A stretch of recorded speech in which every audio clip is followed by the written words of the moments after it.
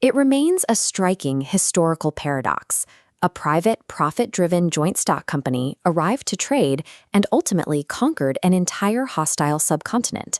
From 1757 to 1813, the British East India Company transitioned from operating mercantile outposts to functioning as a sovereign power. This is the commercial phase of British colonialism.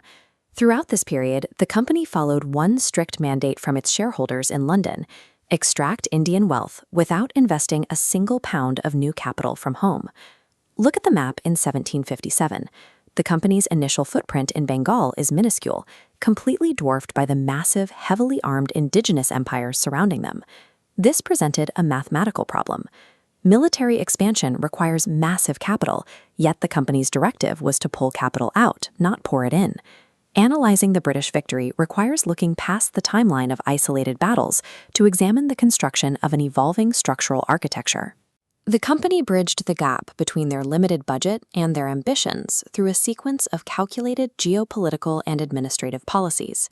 These policies forced native Indian states to unknowingly finance their own military subjugation. We are tracking the build-out of this extraction architecture, starting from the fallout of the Battle of Plassey up to 1813. The British victory was a systems engineering triumph that privatized the profits of empire while outsourcing the costs of war to the conquered. In 1765, Lord Clive established the dual government in Bengal. The company secured the Diwani, the right to collect land revenue, funneling wealth into British vaults.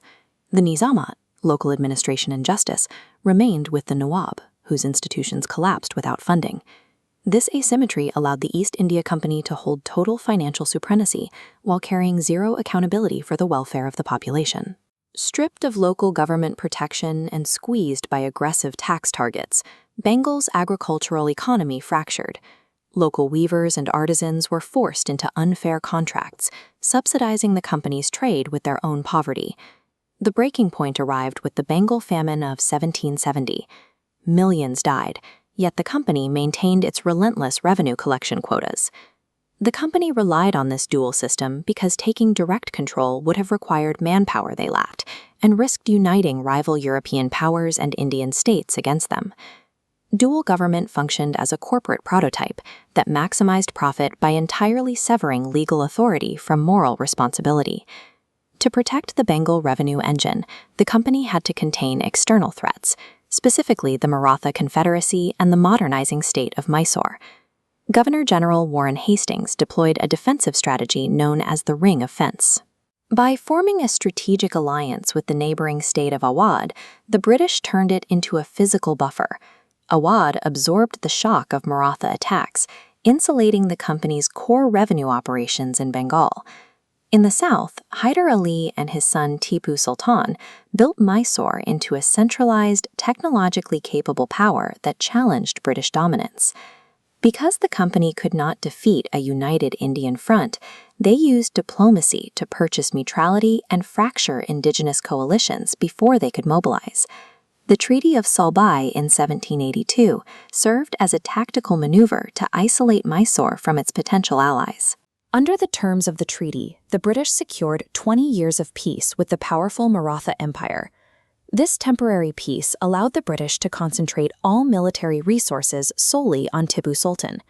The isolation strategy worked, culminating in the military defeat of Tipu Sultan at Srirangapatna in 1799. The Ring of Fence and these tactical treaties functioned as mechanisms to isolate enemies and dismantle them sequentially, preventing any overextension of the company's supply lines. In 1798, Lord Wellesley introduced the company's ultimate offensive upgrade, the Subsidiary Alliance. The alliance required the signing Indian state to entirely surrender its foreign policy and its right to declare war. The state accepted a British resident to monitor internal affairs.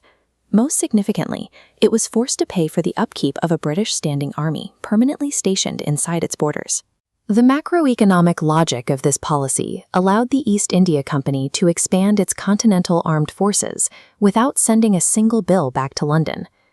Stripped of their own military capacity and unable to negotiate with their neighbors, the Indian states became passive, disarmed protectorates. The company had weaponized the internal tax revenue of native states against their own sovereignty. The Subsidiary Alliance funded a continental military conquest entirely through the treasuries of the conquered. As military conquest stabilized, the company transitioned to institutionalized administration under Lord Cornwallis. Shareholders in London required a predictable and stable revenue stream. To deliver this, Cornwallis engineered the Permanent Settlement of 1793, the foundational economic engine of the new colonial state. The settlement transformed traditional, communally managed land into a strictly private, tradable commodity. The company granted land ownership to a class of zamindars, who acted as revenue buffers legally obligated to meet British tax targets. Traditional peasants lost their ancestral rights entirely, reduced to the status of mere tenants on land they had farmed for generations. To enforce this economic reality, Cornwallis built a rigid administrative structure known as the steel frame. He created a modern police structure, the daroga system, to manage dissent and protect the new property laws. He established the civil service to manage the massive bureaucratic paperwork. A 1793 act deliberately excluded Indians from holding any high-ranking administrative posts. By keeping the top tiers strictly European, the company ensured the vast administrative machine remained loyal to British interests rather than local needs. The Cornwallis Code legally codified an extractive hierarchy that permanently locked Indians out of their own governance. By 1813, the architecture of British control was complete. By this point, the East India Company operated as a sovereign, rent-seeking empire. The gears of the machine were synchronized. Dual government extracted the seed capital, subsidiary alliances neutralized military threats, and the Cornwallis Code institutionalized the flow of wealth. This unforgiving architecture successfully finished the commercial phase of British colonialism.